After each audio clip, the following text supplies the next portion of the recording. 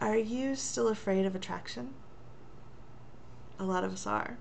We were taught when we were young that we can easily be out of control. And we shouldn't be left alone. Hi, I'm Cathy Bertilli from the IntimacyDoja.com, and I like you, Cathy.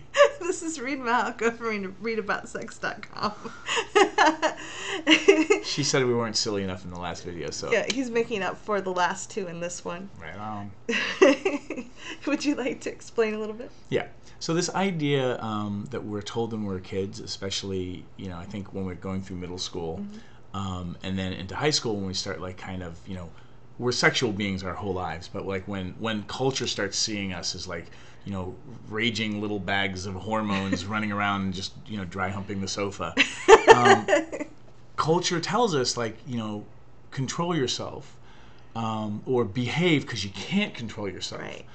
And what no one tells us around our sexuality is that as we grow up and medically speaking, after you're 24, 25 years old, your prefrontal cortex is fully formed and you actually have developed impulse control.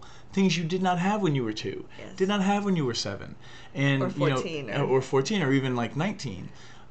So the arc of our sexual awakening, so to speak, where we're now kind of getting into people of the same sex or the opposite sex, or just like people, hormones, rawr. What culture doesn't tell us is when you grow up, you will be able to control yourself. Right. So we're all walking around thinking, I can't control myself, and neither can you. And that basically creates the world as being very unsafe. And so a lot of us are scared. If someone's attracted to us, whether we're attracted back or not, there's a fear. And if we're attracted to someone, it's like, oh my God, there's a lot of shame and embarrassment about it. And people don't feel really safe setting boundaries because we're kind of still conditioned to think that even if I say no, that person's going to try to dry hump me like the sofa. Yeah. So for what it's worth, just kind of look at the world around you now. If you're, in your early, mid, and past that 20s, that you're actually starting to have a sense of control. You have impulse control, and other people do too. Yes. So you get to call them on them being jackasses. And if anyone who's older is like, but I can't control myself, that's a really good sign that you probably just shouldn't be dating them. And if they can't take the criticism of hey, actually you can be a grown-up.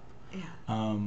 It's really just about looking at the world as being a much safer place. So there's really no guarantee on safety. Yeah. Bad things happen or accidents happen, but at the same time, most of the planet actually can control itself after a certain age.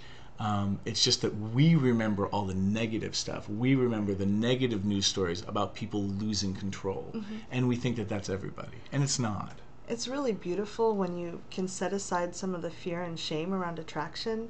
So if you feel attracted to someone and you're ashamed and you're repressing it, it kind of squirts out sideways. It's very awkward.